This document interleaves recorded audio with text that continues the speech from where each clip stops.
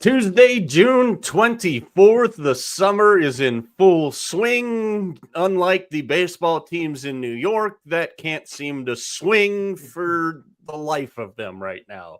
Another edition of the Mike Arana Show. Thank you for joining us. Feel free to comment along as we roll through today's edition. A little baseball. The NBA trade machine gets up and moving yet again last night.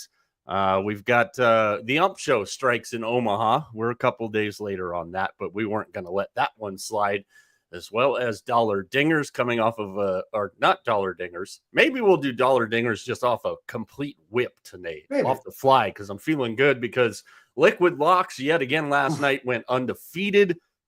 We are who we thought we were. Average bettors at best. Vegas Mac, what's going on, my brother? Oh, man, not so much, but a lot, actually. I mean, it seems like we little bit of basketball surprise last night. That was kind of interesting. We talked about that a little bit.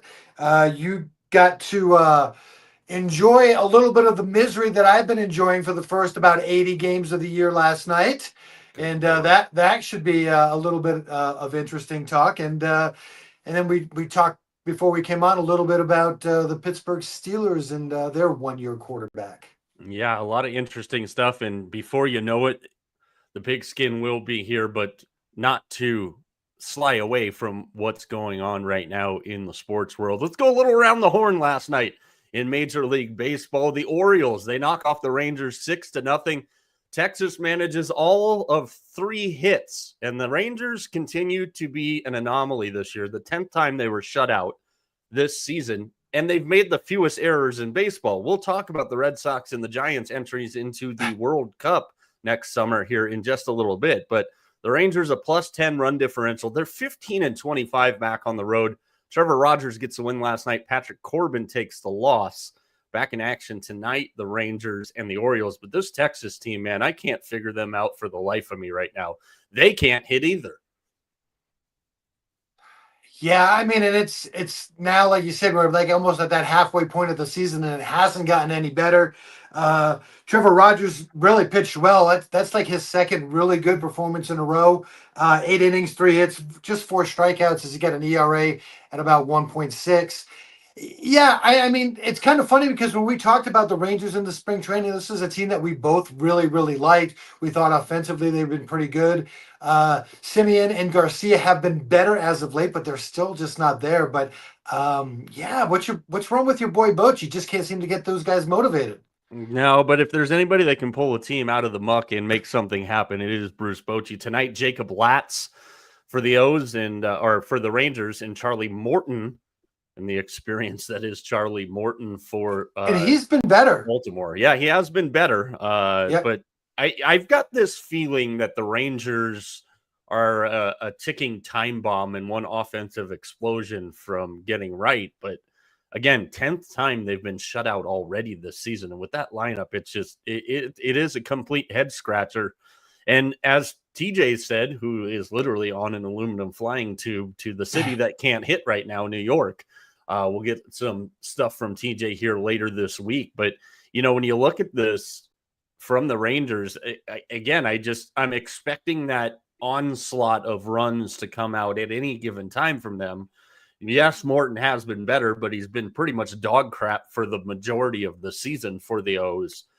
Tonight could be that night. Maybe we get to the Rangers a little bit later. Speaking of a team that can't hit, Mac, the Braves, they beat the Mets last night 3-2. The Braves are 25-9 in their last 34 games against the Mets.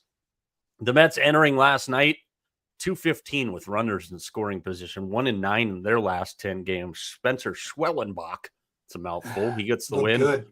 Paul Blackburn gets another loss. Brandon Nimmo has never gotten a hit off of Spencer Schwellenbach. He's now 0 for 14 in his career. Good news for Brandon Nimmo supporters tonight. He gets Spencer Strider, who he's 9 of 19 off of in his career with 2 home runs. But the Mets, man, they continue to nosedive the second place Mets. And again, hitting is a problem for the Mets. And the Mets are even more of a head scratcher in the slump that they've been in as of late. And that 215 runners in scoring position, that's brutal, man. Yeah, I mean, I kind of did a little deep dive into the Mets and took a look at them really in the last week. Actually, the last 10 days, their team average is 212. They scored in the last 7 days 21 runs. That's dead last in the National League. Now, Juan Soto actually has been pretty good. 333, 4 home runs, 7 RBIs during that week. You mentioned Nimmo. He's had a good week, but that's it. They're the only 2 above 300. Lindor's hit 214. Alonso's a really bad streak. 1 home run, 222, 12 strikeouts. Jeff McNeil hitting just a 130 in the last week. And their pitching hasn't been great either. Blackburn, 2 starts, his ERA close to 7. Same with Patterson. His ERA 6.55, and the bullpen has been an absolute mess. So it'll be interesting today. The Mets get themselves a new starter today, which will be interesting to see.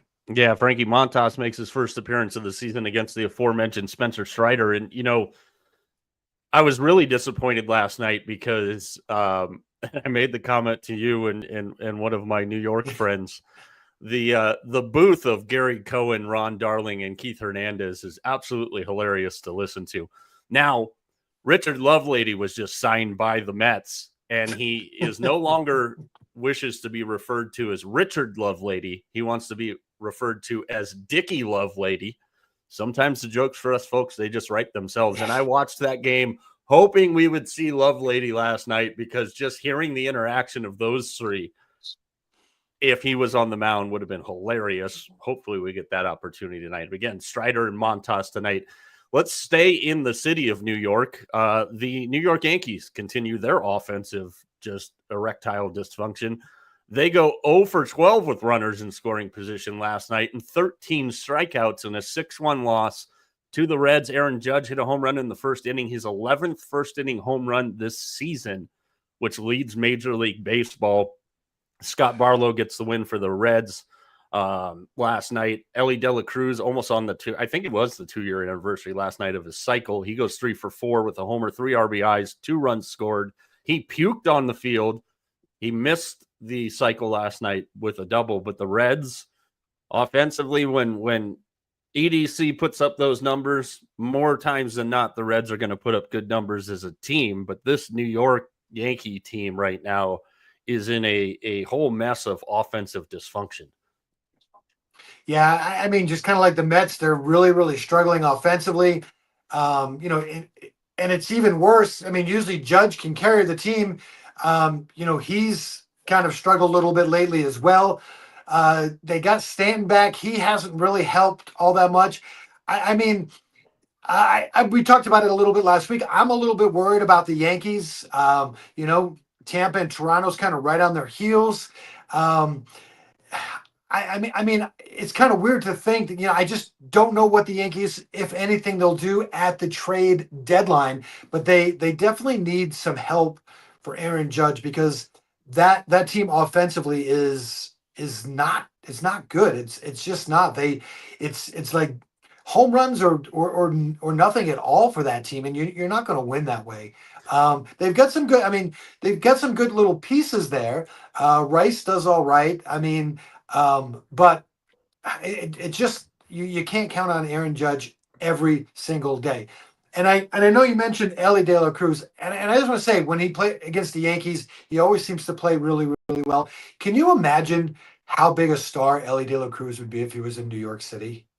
Oh my God, Ellie in New York, Los Angeles, Chicago. I mean, he is an absolute physical beast. I mean, Judge is one thing, but just the way he runs and stuff last night, he's a fun guy to watch. I think we also forget a lot of the times, because he's been so fantastic right out of the gate and all the hype leading up to him coming up, that he's still very young and he's only going to get better from here, which is really, really scary for everybody in the Central Division there. Tonight, Carlos Rodon on the mound, Chase Burns for the Reds. We'll see if the Yankees maybe come up a little bit later in our liquid locks, but the Yankees need another bat and they need another infield bat. And it's going to be very interesting, as we've talked about, with the makeup of the situation in the AL East and two teams that we didn't quite know what to expect out of them in Tampa and Toronto, and how they manage the trade deadline, and also the Orioles and how they manage the trade deadline. I mean, I think you can easily look at two teams in that division for two targets that would insanely help the Yankees right now in Austin Hayes. And I mentioned it last week, Brandon Lau from the Rays. And I think the Rays are going to keep an eye on the future while still trying to compete this year, which is kind of their MO. And it'll be interesting to see if Lau is one of those guys that the Yankees can pry from an in-division rival. We're going to get to the Red Sox here in a couple of minutes, and feel free to comment along. Drop your comments, and the right people that push the buttons will get them out there for you. Follow us on all of our social channels at Mike Arana Show, everywhere but Snapchat, because we're not 12 and Snapchat sucks. More baseball last night. The Diamondbacks in a 10-0 win get more bad news. They beat the White Sox. Eduardo Rodriguez, Erod, last night, 6 innings, 5 hits, no runs, 10 strikeouts. Anthony Disco DeSclafani comes in for a 3-inning save. He gave up no hits, struck out 5. And you say, well, granted, it's against the White Sox. Shane Smith takes the loss for the White Sox. Ketel Marte goes yard. That was one of our Dollar Dingers specials last night, or our Liquid Locks specials last night. Mac chose to go the Dinger route, and Marte got it done for him last night. But Corbin Carroll, now official. He has a broken wrist. Gino Suarez gets hit by a pitch last night on the wrist, so it's going to be interesting to see what happens there tonight. Ryan Nelson and Jordan Leisure. Man, this Diamondback team, they've got a hex on them from an injury standpoint, and every day it keeps getting worse and worse and worse. Yeah, and then in that game, they also lost Gino Suarez. He got hit in his first at bat, and then Naylor went out with a shoulder later in the game. Both reports are that they aren't going to need IL stints. But man, oh man, I mean, talk about the wounded Warriors. Man, oh man, like they just can't stay healthy. It's just like one hit after another. Yeah, I mean, good performance from Erod last night. Unfortunately, those are few and far between. The offense really picked it up. Yeah, I mean, it's hard to get excited about the D-backs right now because there's just so many questions with them, going forward. And I know they said they were going to be buyers at the deadline, but man, I'm not so sure. I think it might go the other way. Ryan Nelson and Jordan Leisure tonight from the Windy City there. And yeah, I mean, if you look at the Diamondbacks team, I mean, they have an all-star team on the injured list right now. I mean, they can't get out of the way of the injury bug. Pittsburgh last night, they defeat the Brewers 5-4. Chase Shugart with the win. Nick Mears takes the loss for Milwaukee. IKF with the 6-inning triple that proved to be the game-winning hit. That's 2 in a row for the Bucks. Tonight, Andrew Heaney and Freddie Peralta. David Bednar gets a save last night. And, this is an interesting series here. We talk about the Brewers and how they just hang around like cockroaches, Mac. And this is what I think makes people scratch their heads against the Brewers. I mean, no shade on the Pirates, but the Pirates are the Pirates. And without Paul Skeens on the mound, the Pirates are really the Pirates. And these are the games that Milwaukee has to win. And not a good start to the series for the Brewers. Yeah, I mean, and one thing we know about the Brewers though is that they have to manufacture their runs. They're not a home run hitting team.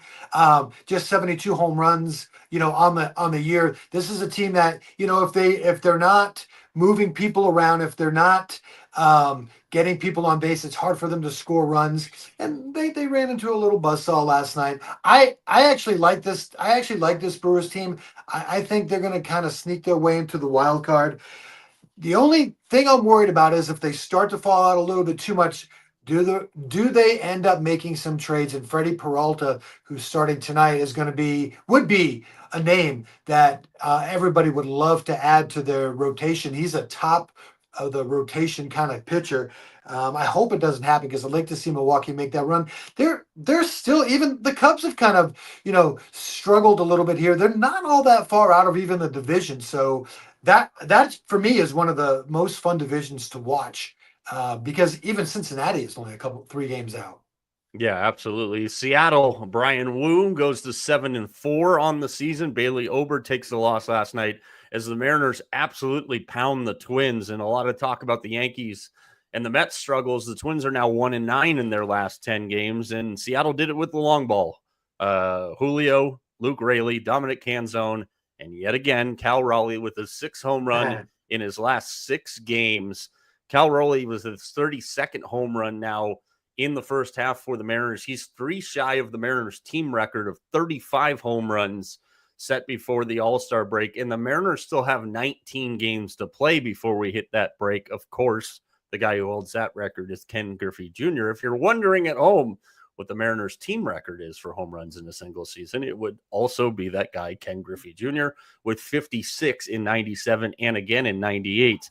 This stretch here from Cal Raleigh, man, and we've talked about Aaron Judge's numbers, Mac, and what he's doing this year, but I think there's a little smoke to the fact that maybe it's worth putting some pizza money down on Cal Raleigh to be the American League MVP. If Seattle were to win this division and the Yankees continue to struggle, Raleigh's now plus 550 to win the American League MVP. Judge, of course, is a minus 2,000. That's a hell of a hill to climb. But I think we need to make sure that we're putting in proper context here. Just because he plays in the Pacific Northwest and he plays in the American League West, and a lot of those games are on late at night, the season that Cal Raleigh is having is historic.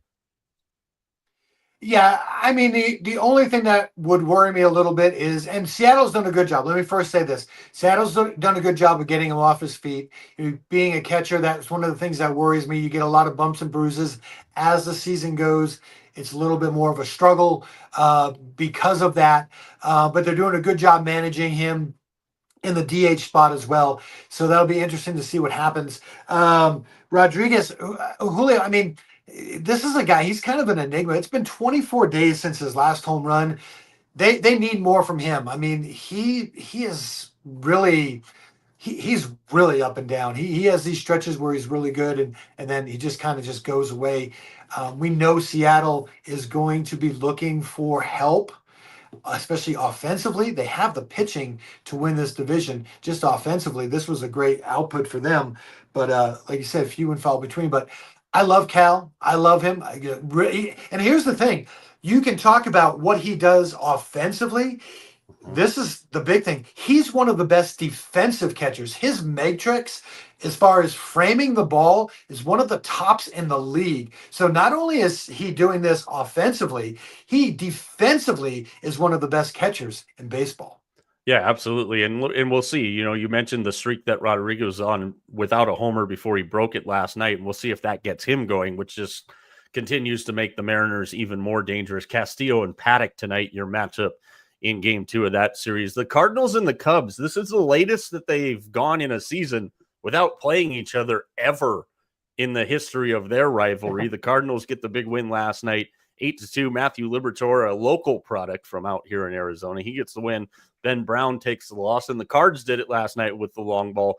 Lars Nootbaar, Brendan Donovan, Alec Burleson, and Nolan Gorman, all with home runs last night. The Cardinals, they're only 3.5 behind the Cubs in the Central. Interesting matchup tonight with Jamison Tyone and Michael, don't call me Maverick McNeely, Michael McGreevy on the bump for the Cardinals here. And the Cardinals, I think, are a team that, I know you've mentioned them a couple times in your MLB Fridays.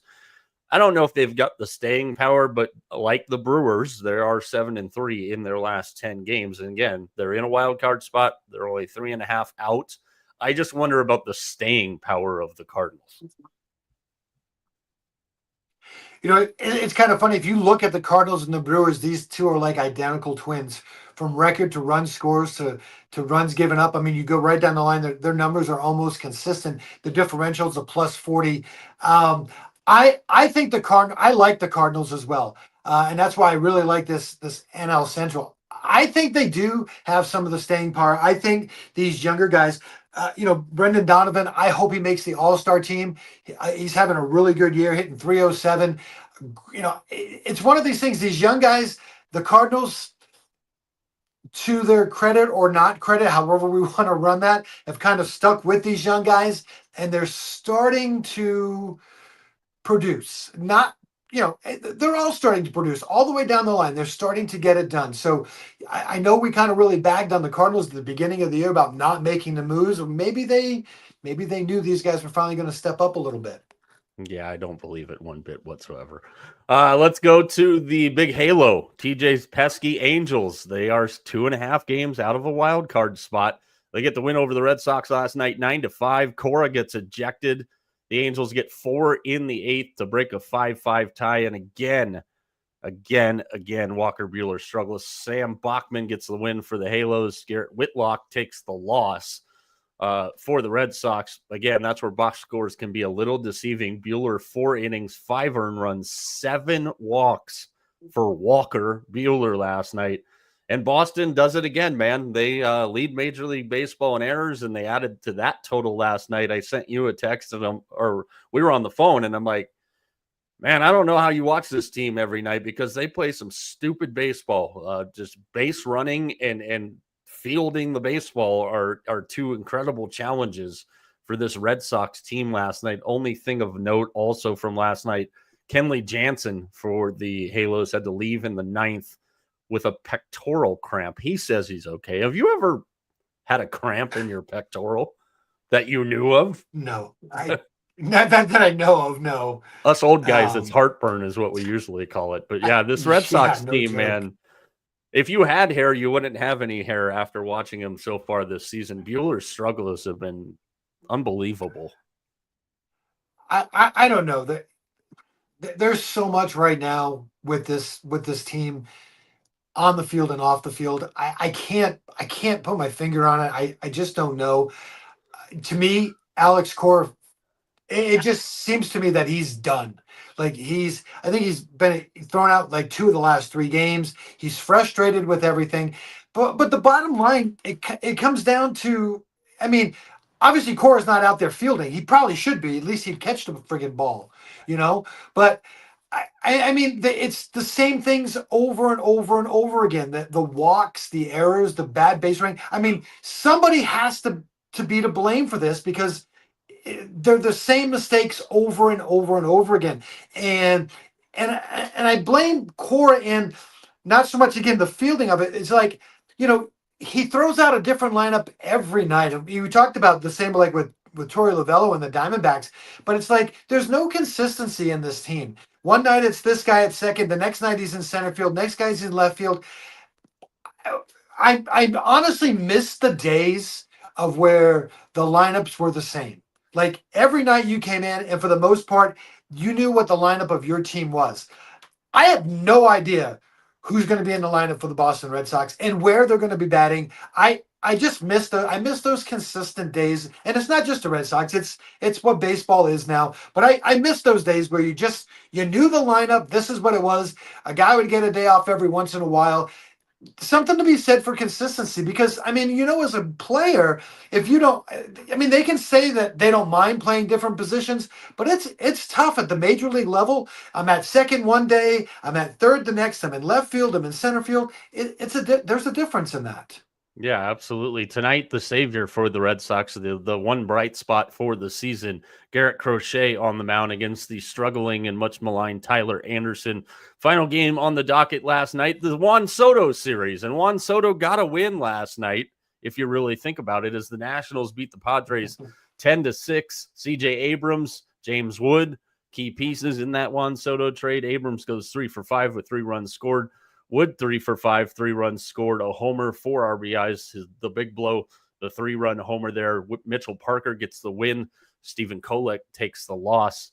Tonight, Ryan Bergert for the Padres against Trevor Williams. And this Nationals team went through a big struggle there. They lost the series to the Dodgers, but they were able to kind of wake up the bats, and they kept that rolling in Southern California last night with a big win over the Padres. And again, I mentioned it when we did our previews that I thought this Washington team was going to kind of be a pain in the ass to a lot of teams. And, as we get into this part of the year and we talk about positioning, and it's not just playoff positioning, it's the positioning for where your team's at when it comes to deadline time. And San Diego in the NL West, which has been incredibly difficult, they hold a wild card spot just barely right now, 5.5 games behind the Dodgers in the division. But the Nationals, again, the Juan Soto pieces continue to play well for the Nationals. And that's, I think, Mac, for me, the head scratching thing is the talent that they got in that Soto deal and why this team still struggles. And again, we talked about it in the spring training previews, a little bit of a Davey Martinez has this and the front office has this. It didn't seem going into the season like they were in complete alignment of what they were going to do here. But the Nationals are not a team I think you can overlook. No, they're a really, really fun team. I've watched them quite a bit the last couple of weeks. Even though they haven't been playing well, it's just again, we're lucky right now in baseball. We have so many young players, and Woods and Abrams. That's a great core kind of moving forward. Mackenzie Gore's pitched very, very well for them. There's so many young players right now in baseball. I don't even think baseball knows what to do with all the young talent that they have going right now. If I had to throw another team out there, I know last week we played Who Are You Worried About? I'm starting to worry a little bit about the Padres. And they kind of fell off my radar a little bit, but they haven't played well. Again, if I had to make a pick, I would think the Padres would be that next team that makes like that big move if they're going to do it, because all of a sudden now, about a week ago, 2 weeks ago, they were a game out of first place. Now they're 5.5 out of first place. They're starting to slide a little bit, and they're going to need to figure it out. Yeah, interesting decisions to be made in San Diego, especially with the contract situations for Dylan Cease and Michael King. We've got 6 new series that'll get on tap tonight. A's at Tigers, Tarek Skubal on the mound, Jays at Guardians, Rays at Royals, Phillies and Astros, which is a big one for both of those division leaders. Great matchup there, and Suarez and Valdez tonight. The Dodgers are still putting quarters into the pitching vending machine, have not announced a starter tonight. I don't think it really matters as they take on the Rockies at Coors Canaveral, and the Marlins and the Giants get going tonight. So, Mac, we talked a little bit yesterday about this week in the series that you might have your eyeballs on. I just mentioned mine, the Phillies and the Astros. I think very interested to see how that series plays itself out for both of those, again, division leaders, as the Phillies have taken over first place in the East, and the Astros, we've talked about multiple times how we're just shocked to see how they continue to do it, especially when they're counted out. What's the series you've got your eyeballs on? Did it start last night or is it going tonight? Yeah, no, I mean the Philly Houston series is one that I'm really, really interested. I want to see how Houston's going to respond to playing a kind of really hot Philly team. But the one I'm kind of really watching is I'm going back to the Pittsburgh-Milwaukee series. I think that's a big series for Milwaukee. I'm looking forward to that matchup tomorrow that we talked about. But that's a fun series. I'm going to throw just kind of one wild card out there tonight. In one of the early games, Cincinnati and the Yankees, Chase Burns making his major league debut, #1 prospect for the Reds. I want to see what he does against the Yankees.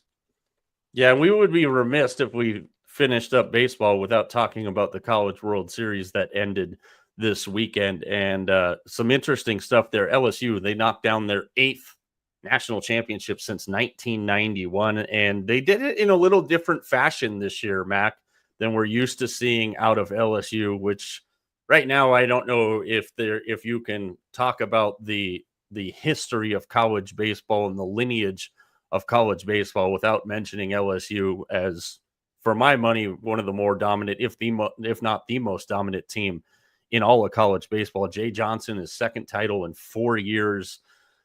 But the story that everybody wants to talk about is how you eject a manager, a head coach, in an elimination game 28 pitches into the first inning, because that's what happened to Coastal Carolina head coach Kevin Schnall. And I give him a lot of credit for commenting and answering the question in the post-game presser the way he did. This is another case, Mac, where we've seen the ump show strike again, and these umpires on power trips are not good for the game of baseball at any level. No, I mean that's a tough situation. I mean, if you watch the whole video, you know, it was just kind of the way the umpire, in essence, treated him is what kind of ticked him off. He kind of gave him the, you know, go back, Yeah. you know, enough is enough, and and we, we've all been unfortunately down that road a little bit. But yeah, I mean, umpiring is a tough thing. I mean, I know it is. You're never going to make everybody happy. I mean, um, as we always said, good umpires, good officials are the ones that you don't hear about. We don't talk about them. It's the ones that we, like I said, everybody knows Laz Diaz. Why does everybody know Laz Diaz? There's a reason why everybody knows Laz Diaz, right? And so that's part of the problem. But yeah, I mean, in that kind of a game, I think there's more than one umpire there. I think as a team of umpires, they need to come together and kind of diffuse that situation a little bit quicker than what they did. And that's where I get on the fact that that team of umpires has got to be there's an umpire right there on the third baseline that could have easily kind of helped that situation instead of just involving the home plate umpire. They got to work together as a team. You don't want that situation to happen. I mean, because like obviously if they would have won, he would have missed the next game as well. So that's just not a good situation. It's not a good look no matter what. Yeah, the umpire that threw up the 2-game suspension signal when he tripped over another umpire's foot and saying that Schnall bumped him, Yeah. just an absolute mess. But for the SEC as a conference, that's their 6th national title in a row. That's the longest streak by a conference in Men's College World Series history. Kate Anderson, Anthony Ianson, fantastic for the Tigers. And again, they did it with pitching and defense, which isn't typically I'm not saying that LSU hasn't had elite pitching and elite defense. I mean, we are watching one of their products from the mound in the majors right now in Paul Skeens, but this team really did it with pitching and defense. They weren't quite the offensive juggernaut that we've seen, and they kind of were slept on as people went into the College World Series. A lot of people were on Arkansas, Oregon State, this Coastal team, which was red hot going in.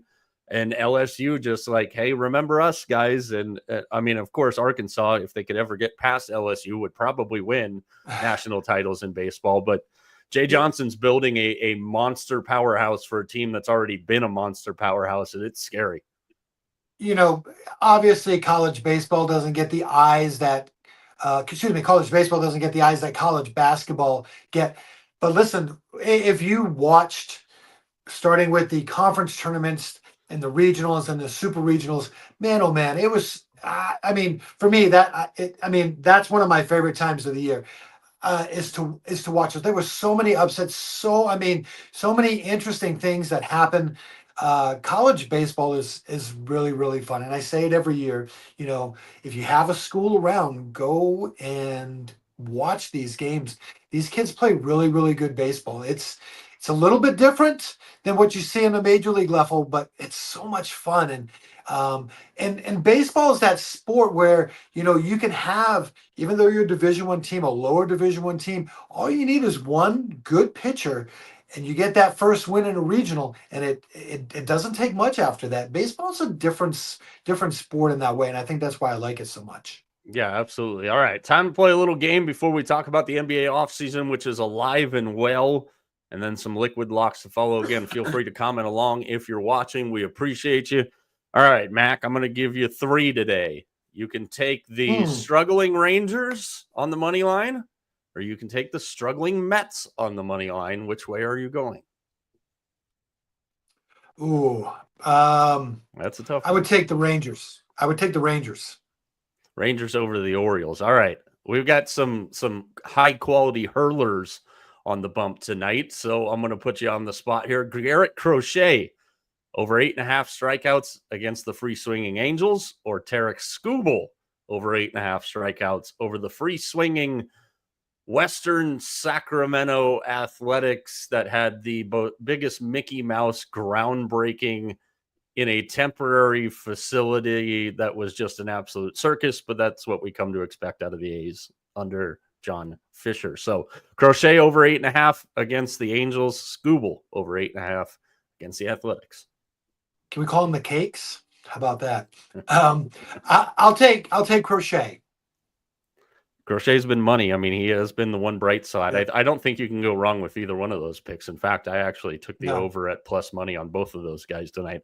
All right, we're getting close to the Open Championship, golf's final major, and we'll talk a little bit more about this tomorrow. The fact that we've completed all the signature events and we're 3/4 of the way through the majors here on June 24th, which is bullshit, but I'm going to give you another either or for the Open Championship. Last week we did Lowry and McIlroy. Today, two guys that I know you love, Ludwig Åberg or Viktor Hovland to win the Open Championship. I would take Hovland. Åberg still hasn't proven to me that he can get it done on that big stage. I'll take Hovland. Yeah, it's an interesting one in the Open Championship. Again, from Royal Portrush, I will be pulling my ridiculous all-nighter marathon to watch wall-to-wall coverage of that again. I am a sicko. I'm also moving wall-to-rock. Hey, if anybody in the general Phoenix area needs has any landscape recommendations, feel free to fire them our way, because I've bitten off way more than I can chew in this backyard project here, Mac. But speaking of projects, building a championship basketball team is quite the project. And Sam Presti in Oklahoma City have done exactly the at least proper steps. But I'm going to throw something on the tracks in front of this train here. And it's, you know, as they get ready, or they might already be having the parade as far as I know right now in Oklahoma City, but 11 firsts and 16 seconds. That's what they have between now and 2030. That entire team that you saw win the title the other night signed through 2027. Can we stop with the damn D word already? They've won one title. They look like they're in line to win a whole lot more. But you cannot, and again, this fascination in sports media of throwing out legacies, faces of leagues, dynasties is so overblown bullshit, but it still continues to happen. Listen, again, Oklahoma City looks like they're in line for a lot of success. Unfortunately, as we've seen, and I'll have some thoughts on this on our social channels a little bit later tonight, one injury can change everything. And you never want to see injuries in any sport. But before we start calling them a dynasty, can we see them win 2 or 3? Because the Celtics were supposed to be our next dynasty. You know, the dynasty example in the NBA is the Golden State Warriors. They did it multiple times over multiple years. They went to several championships.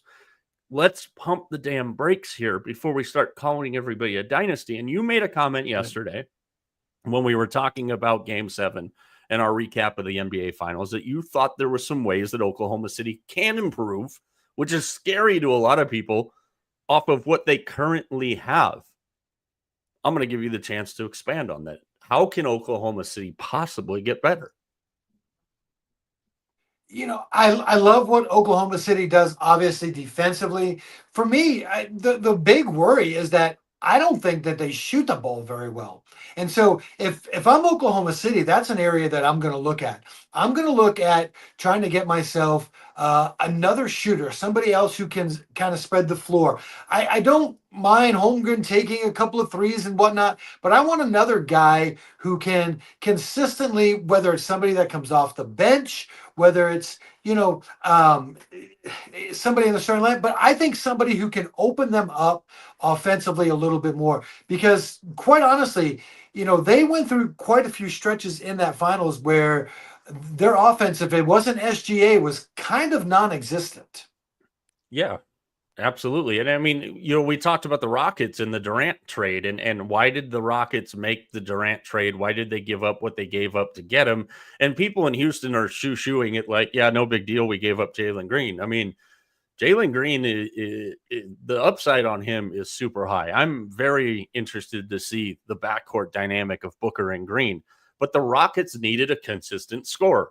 They went out and got themselves a walking bucket. So does Oklahoma City need to, get a Kevin Durant? No. Do they have the assets to pull something off like that? Oh yeah, they've got plenty of them.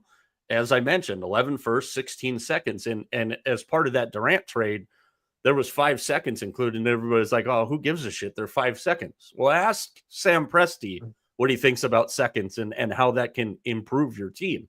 So I think, again, let's not use the dynasty word. Let's see them do it a couple more times. They're great. They're young. They're fun to watch. But, there's now everybody's aiming and targeting them. So I think you're dead on there. Like having somebody else that is just a consistent bang down shooter. And a couple of these teams we're going to talk about as we overview, a couple of teams that we have our eyeballs on here in a second for the NBA offseason. The same thing. And one of the teams I'm going to talk about is going to blow your mind because they need shooting, and it's the last team you're going to think of that needs shooting. The trade machine keeps going. Last night, we see the Celtics begin their overhaul. They shipped Jrue Holiday to the Portland Trailblazers for Anthony Simons and 2 future second-round picks. Now everybody's going, oh, Portland's just going to move Jrue Holiday. They're not. And I'll tell you why. Portland, over the downside of the second half of the season, was very good defensively. They had a winning record. They were playing good basketball.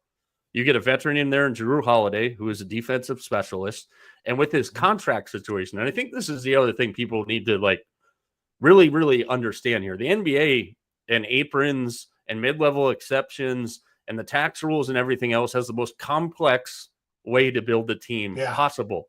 And these trade machines that are out there just make everybody think everything's believable. Well, here's the plus side.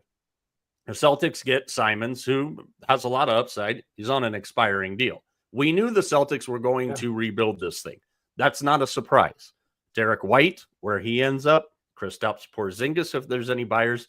But I think the Blazers get a guy here who's a veteran presence who can increase their presence defensively. And with the way his contract situation sets up, in a year or two, he's a guy who is going to be in an expiring contract that can get you assets and you can ship to a contender.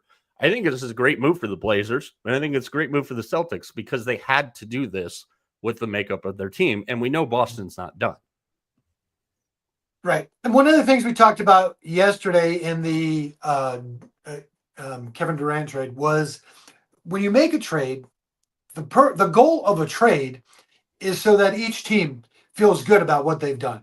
And I think in this situation, I think both teams should feel pretty good with what they've done. Yeah, Boston got a little bit of cap relief in there. They got a younger player, not a great defender, but a shooter. And listen, this is going to be, I don't care how you say it, this is not going to be a championship year for the Celtics. It's just not. I mean, when you don't have Tatum, and they're going to get rid of some more pieces because of the salary cap.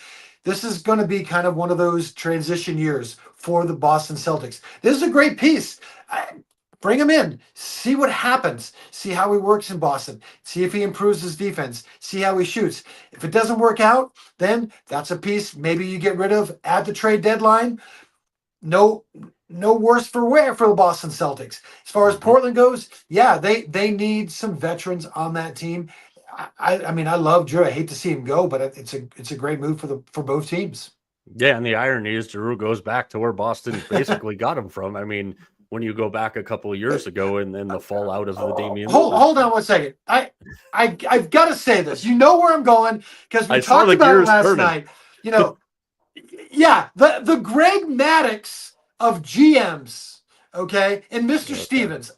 You have your wish list. I started my wish list. I want Brad Stevens to be the general manager of the Boston Red Sox and the Bruins and everything in Boston. He can be the mayor, the governor. I don't care. Brad Stevens for everything. There you go. Brad Stevens didn't know he was going to get nominated for political office today, and there you go, Brad. Your biggest supporter is Vegas Mac on the other side of the country. But yeah, I mean, if there's anybody you would entrust to reshape a roster and get under those tax numbers and the aprons, it's Brad Stevens. And for those out there that are really wanting to know and get a better understanding of how the salary cap and the aprons and everything in the NBA works, go find Bobby Marks on X. I mean, the dude is on it like nobody Yes. else. You can go right to his X profile, and literally the first thing you see is the breakdown of how the aprons work and everything else. And we got the draft coming up. It's amazing. And I think there's a lot of people like, oh, draft day is going to be crazy. Let's remember something here. We don't typically see massive trades on draft day. And, the Giannis thing is hanging over. And we're going to talk about a couple of teams that Mac and I both have our eye on here in the NBA as far as the offseason goes here in just a second. But I don't think we should expect Giannis to get traded in either one of these 2 days of the draft. And I'll have some thoughts on the draft tomorrow morning on our social channels. But you're not going to see, Jimmy Butler and the Minnesota-Chicago thing was the last time we saw like a massive trade on draft day. So You're going to see some pieces moved maybe today, maybe early tomorrow, but I don't think you're going to see any of that stuff during the draft. I could be way wrong.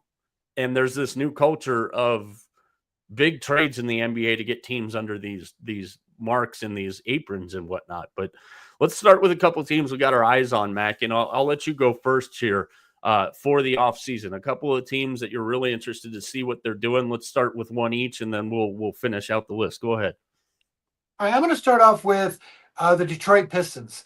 We talk about it in the NBA building, right? And so last year, the Pistons they got into the playoffs and they really, really gave the Knicks everything that they had. Yeah. That was a great series. Joe Dumars in there, not Joe Dumas. Oh my gosh, that's my other one. That's New Orleans. Trajan Langdon. He's got some work to do. They know they need to give Cunningham some help. And so they're looking, the big thing now in the NBA is to kind of get that stretch big guy, right? And so, Miles Turner, if that's going to happen, yeah, probably not. Nazi Reed, they could be looking at, or Sante Adams is the guy they're really looking at, is someone to kind of spread that floor a little bit and give Cunningham a little bit more room. But this is a really, really interesting team to me to see what they're going to do. They have the 37th pick. That's not really going to help them, all that much. They do have a couple of veterans in Beasley and Schrader that I think they'll probably resign. I don't think they're going to sign Hardaway, but this is a team that I want to see what that next step is, because so far it's been really, really good. The step that they made this past year, playoffs, play the Knicks like a dog. I'm interested to see where they go next. Yeah, and I'm looking at another team in the East, Mac, and this team I think is a team I'd love to see on a Netflix special right now. And that's the Philadelphia 76ers. They got the third pick in the draft, as we know. There's that third pick has been an interesting story with Ace Bailey and trying to force his way to Washington. Why anybody would force their way to Washington, I have no idea. But the Sixers are in a situation where they don't really have any cap space. They have 3 tradable firsts, 7 tradable seconds.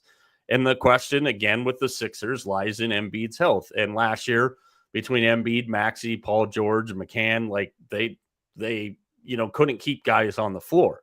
Now, here comes the question.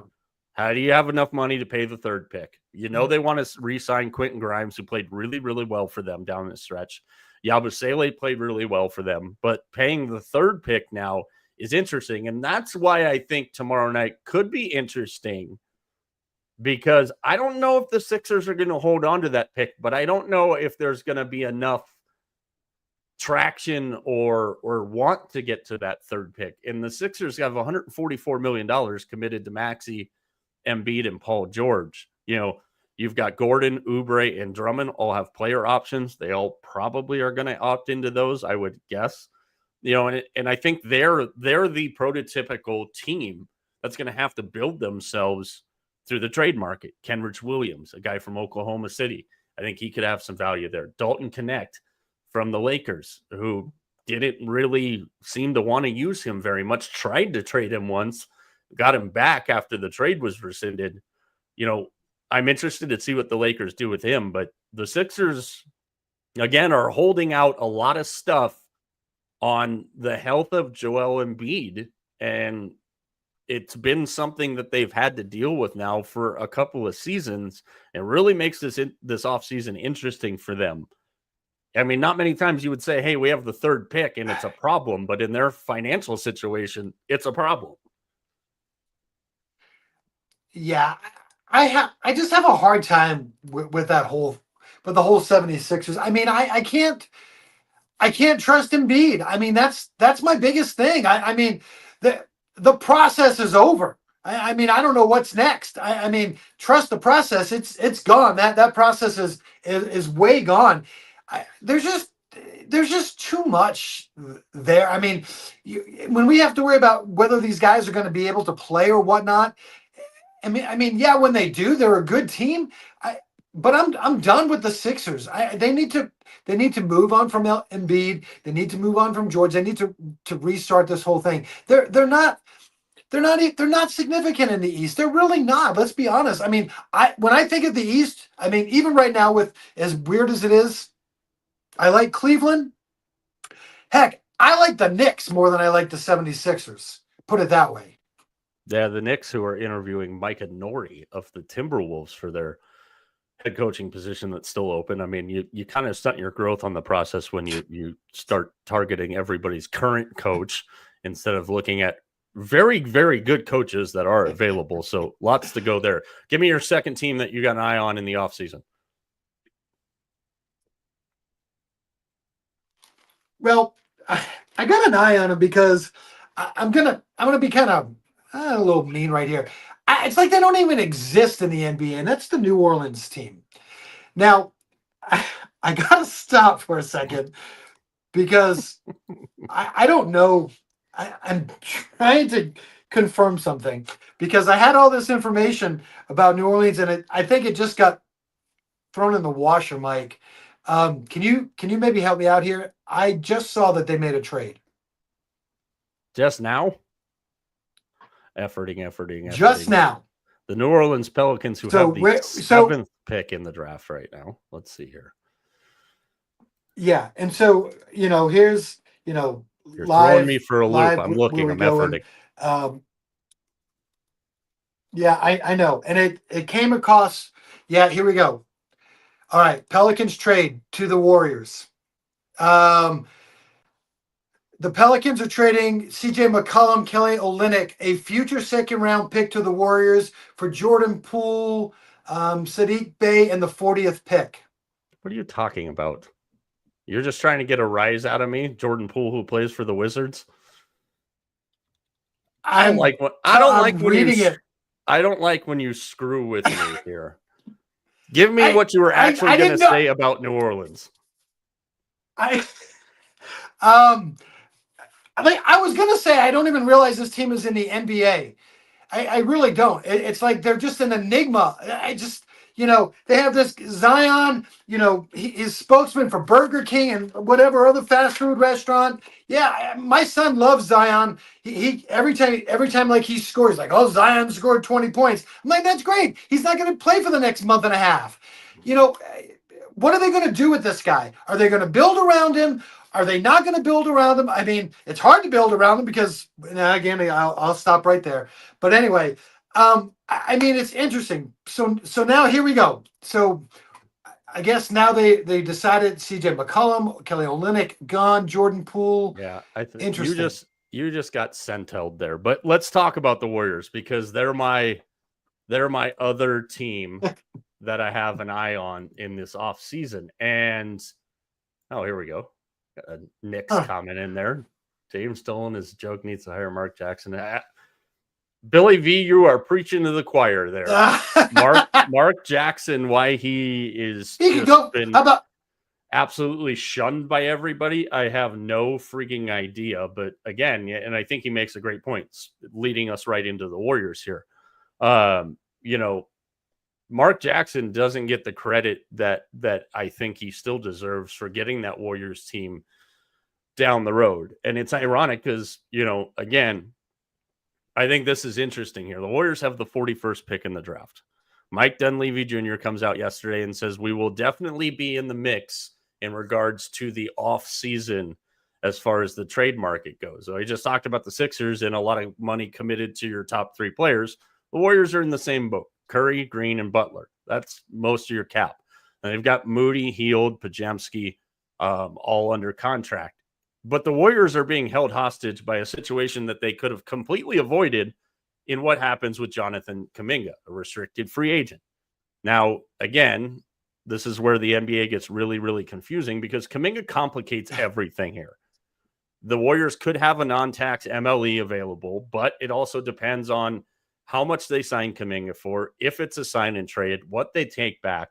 And this is a team that, when you look at the rest of their free agents, Gary Payton the second, Kevon Looney, Trace Jackson Davis, he's got a non-guarantee, and Quentin Post team option there. And I think obviously they're going to hold on to Quentin Post. He was effective for the most part, but this is a team, and I alluded to this earlier, Mac, this is a team that needs shooting. And the fact that you're saying that a team that has the greatest shooter of all time to ever walk on a basketball court needs shooting, it sounds crazy, but they do. We went on the full Buddy Hield experience. Yeah. My dad sent me a text when the Warriors acquired Buddy Hield, and he said, "What's with this Hield guy?" And I said, "It's an experience. When Buddy Hield is on, he is one of the best, but it's when he's on." And the Warriors did what they had to do. They made the trade for Butler, and we saw in the small sample size how good the Warriors were with Butler. And Jimmy Butler gets along with everybody in the locker room. They have a really good team dynamic there with Butler and Hield especially. But 2 years ago, when there were several guys available and the Warriors needed to make a move, I was screaming from the rooftops, and you remember this, trade Jonathan Kuminga now. Because the Warriors think with Jonathan Kuminga, and I know there's plenty of Warrior fans that are going to be all butt hurt and upset about this because you don't want to deal with reality. Jimmy Butler and Jonathan Kuminga can't play on the same floor together because Jonathan Kuminga, they think he has the capabilities of being a Jimmy Butler. I'll give you another good comp. We've talked about this guy a lot in the last couple of days. The Warriors see a lot of Jalen Williams in Jonathan Kuminga, and I think you can make those comps, but there's two things at play here. They're being held hostage by this situation with Kuminga, and as far as how they can construct the roster. Number two, nobody who could acquire Jonathan Kuminga really knows what kind of player Jonathan Kuminga is, because you saw him when he got used in the postseason. Looks great at times. Other times he looks like he's never played a second of defensive basketball in his friggin' life. And with the Warriors makeup, especially with their coaching staff makeup, if you can't play defense, you're not going to play on the floor. And that's why I'm interested to watch what the Warriors do in the offseason, because that situation is going to dictate anything that they can do. And there's a lot of upside to Kuminga. He's young. He's athletic as all hell. When he's on, he looks really, really good. And you can see that Jalen Williams kind of comp to him. But nobody knows who the hell he is. And with Steph Curry on the downside of his career, and Draymond Green and Jimmy Butler, you got to put something in there. So am I wrong here? Am I a Kuminga hater? I don't know. I think I just tell it like it is with Kuminga. And now the Warriors are stuck in this situation because they didn't move him before now when he needs a contract. Right. I mean, let's be honest. I mean, we can all say this with all kinds of confidence about the Warriors, that the window is closer to closing than opening, right? Mm-hmm. So, I mean, at some point you have to look at that and say, it's one of those things. It's either you're going to perform and do the things that we ask you to do, or we've got to find somebody or something that's going to work, because we don't have the time. We just don't have the time with the stars that we have to, in essence, wait anymore for your development. You're not a rookie anymore. You've been around the block once or twice. So I don't think you're wrong in that. They like I said, that window is closing. Yeah, and two guys that I mean, I'll put my Warrior fan hat on, as well as two guys that I think, as an analyst here, can really help the Warriors. And they're two guys that are gettable. And maybe Kuminga ends up moving, I think, more likely to one of these teams, not to the other one. Derek White and Nikola Vucevic of the Bulls. I know the Warriors have kind of had an eye on Vucevic for a while because he kind of fits what they do. He's a big that can shoot it. he's not your prototypical down in the post center because that's not really a thing in the league anymore. And Derek White, who Steve Kerr now has some very good familiarity with from the Olympics. I think those are two guys that are gettable for the Warriors because we know Boston is trying to remake things. The Bulls, I don't think the Bulls have any idea what they're doing. I think those two guys definitely can help the Warriors. But again, they're being held hostage by the Kuminga situation. Tomorrow's show, we're going to talk a little bit about the NHL. We're getting close to draft time there. We're going to take a look at the Metro Division, which I think is the most interesting offseason in all of the NHL. We're going to talk a little golf, Rocket Mortgage Classic. We're going to take a look at the Ryder Cup. And again, we're going to lean into the NBA draft, which will start just a few hours after we're done tomorrow. So, Mac, for the second time since we debuted Liquid Locks last night, Liquid Locks ended up going perfect. So we're on to something here. Last night I went with and I think I said Philadelphia. So my apologies there. If you were smart enough to follow the chain, you knew I meant Pittsburgh. Pittsburgh and Milwaukee over 8.5. Arizona and Chicago over 8.5. You added in Ketel Marte for a homer. Check. 3-0. Perfect last night. Now the question, as always with Liquid Locks, is can we follow it up? So I'm gonna go with a couple of teams that we've talked about. Number one, I got the Diamondbacks on the money line tonight. I think with the Suarez news, Naylor news, obviously the Carroll news, for some reason I saw this number on the money line. And normally when you're trying to take a money line against the Rockies or the White Sox, it's juiced to all hell. I really liked where the money line was on the Diamondbacks today at a -136. So I jumped on that one. The other team we just talked about to conclude our baseball is the Washington Nationals. And I think the Padres and the Nationals are kind of going in opposite directions right now. The Nationals, as I said, they really woke up their bats against LA, even though they lost the series. They dropped the 10 spot last night. And I think Abrams and Wood, especially for the Nationals, really like to try and stick it to the Padres because of the trade. And I think, again, these are two teams that you mentioned the struggles of the Padres and how you're losing faith. Yep. You're not one of the faithful for the Friars right now. So I'm going to take the D-backs and the Nats, both on the money line, plus 334. Those are my Liquid Locks for the evening. Now, Mr. Locks himself, what do you have for me? I'm going to change it up a little bit. I kind of went, like I said, in on this Milwaukee game. I'm going to go Freddie Peralta. Under 17.5 outs. Under 17.5 outs tonight. That's my first part. I typically shy away from those because they seem like such fool's gold sometimes, but those of you that can't do the math, basically Max saying he's not going to make it 6 innings. So it's simple math when you break it down that way. That's right. You got another one, it sounds like. I have another one. Oh, he's bringing out baseball cards now. Footlong Freddie Freeman. Freddie Freeman. I'm on Freddie Freeman tonight. Freddie Freeman against German Marquez. 27 at-bats, 259 average. He's gone long twice.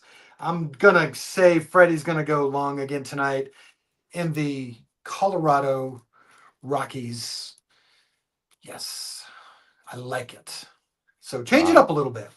So we're going with a 4-pack for you tonight. D-backs, Nats, money lines, Peralta under 17.5 outs, and Freeman for a home run at Coors Canaveral.